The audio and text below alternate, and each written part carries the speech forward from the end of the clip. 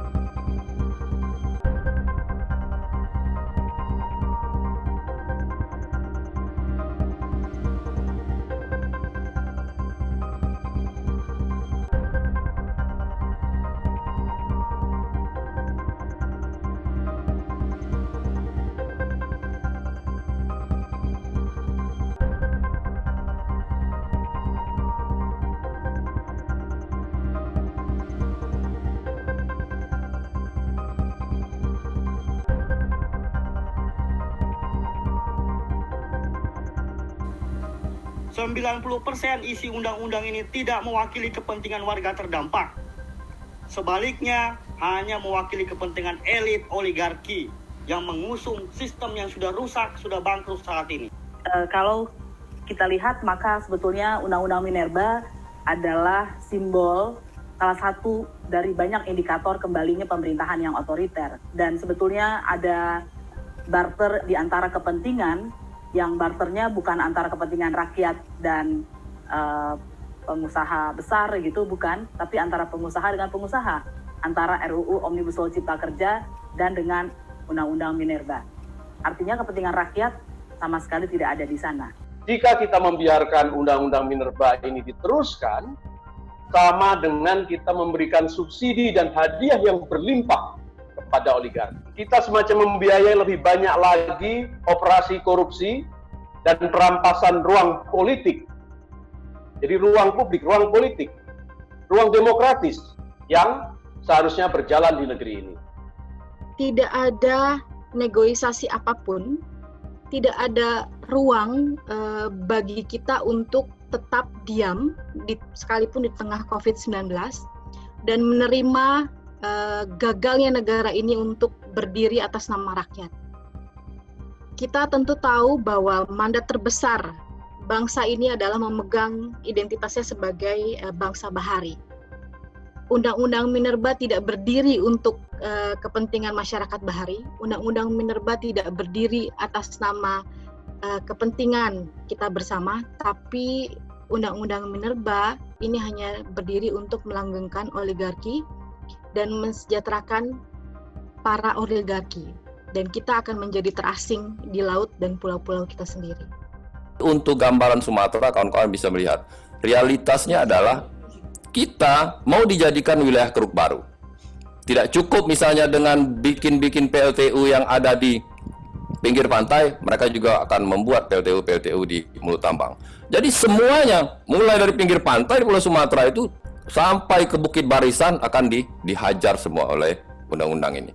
Kalimantan Selatan ini dari total 3,7 juta hektar, 33% sudah dikuasai oleh pertambangan. Kalau ditambah sawit 17%, jadi 50% sudah tambang dan sawit. Belum lagi HTI dan HPH. Jadi kami selalu menyatakan Kalimantan Selatan sudah darurat ruang dan darurat bencana ekologis. Nah ini aja belum selesai gitu loh. Lubang-lubang tambang masih nganga. Kalsel atau Banjarmasin sering disebut kota 1000 sungai. Sekarang identitasnya bisa berubah menjadi kota 1000 lubang tambang. Kalau kita bicara bagaimana misalkan industri batubara yang sebenarnya sangat-sangat difasilitasi, sangat mendapat karpet merah dari Undang-Undang Minerba ini. Jawa itu adalah penampung batubara terbesar di Indonesia.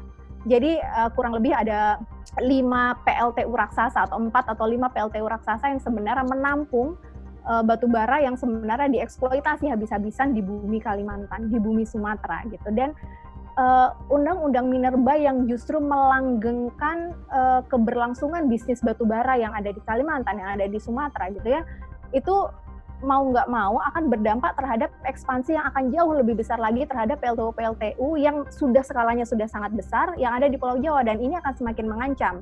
Ancaman lain yang diberikan dalam pengesahan Undang-Undang Minerba ini adalah penghancuran wilayah pesisir mengenai pasal wilayah hukum pertambangan. Contoh kasus yang saya mau berikan case kasusnya adalah wilayah Morowali dan Morowali Utara. Menurut penelitian di salah satu universitas yang ada di Sulawesi itu sudah terindikasi tercemar logam berat.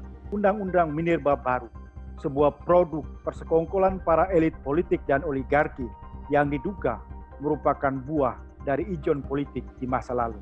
Sebelum tanah-tanah kita dikorbankan demi segelintir orang, sebelum anak-anak dan perempuan-perempuan di lingkar tambang menderita akibat ekspansi besar-besaran tambang mangan yang saat ini NTT menjadi target utama, bagian dari kampanye akan adanya energi bersih yang ternyata bukan bersih tetapi malahan kotor karena menerap banyak mangan. Di wilayah Halmahera Barat itu juga diproyeksikan sebagai kawasan industri geotermal yang katanya lebih ramah lingkungan dan sebagainya. Tapi basisnya adalah kepemilikan tanah itu kemudian jatuh ke tangan industri ekstraksi atau jatuh ke tangan segelintir orang, segelintir elit atau oligarki tadi yang kemudian memberikan dampak kemiskinan struktural terhadap masyarakat. PLTU batubara Celukan Bawang itu berdiri di dekat sekitar 15 kilo, 20 kilo dari destinasi wisata di Bali Utara, yaitu Pantai Lopina. Dan itu merusak terumbu karang. Dan banyak dampak yang langsung diterima oleh masyarakat pesisir, polusi, persoalan kesehatan, ya, banyak masyarakat menderita ispa. Dan ini hanya karena mereka mau memenuhi kebutuhan listrik untuk pariwisata, karena pariwisata ini harus tumbuh terus. Kita semua menolak digunakannya undang-undang ini untuk kemaslahatan kita semua. Ini tidak merepresentasikan kepentingan kita semua. Wakil-wakil rakyat yang katanya mewakili kepentingan kita justru merepresentasikan kepentingan oligarki sendiri. Mereka melanggengkan jalan oligarki, memuluskan jalan kapitalis, tapi tidak pernah pro atas kepentingan kita semua. RUU Minerba itu tidak dijalankan atas niatan untuk merubah satu rancangan undang-undang saja, tapi juga ada RUU Cipta Lapangan Kerja, ada sumber daya air, lalu ada ketenaga kerjaan, ada permasyarakatan, dan ini adalah suatu bentuk sistematis yang digerakkan oleh pemerintah dan DPR untuk melemahkan rakyat. Kita sudah menyimpang dari cita-cita proklamasi Mandiri ini. Tidak hanya soal tambang, di hampir di semua bidang.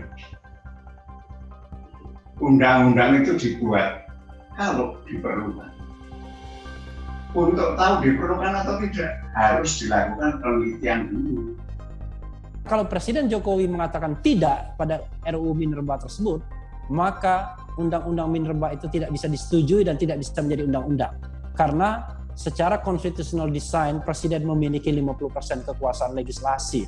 Dan kekuasaan itu efektif untuk menghadang undang-undang manapun yang tidak demokratis, yang mengangkangi resource negara, yang membuat kekuasaan otoritarian dan lain sebagainya. Kuncinya di Presiden.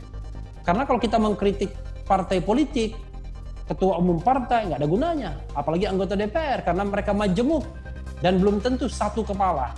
Tapi presiden adalah primus inter pares dalam sistem pemerintahan presidensil, dan di tangan presidenlah sesungguhnya nasib republik lebih banyak ditentukan, termasuk nasib pertambangan.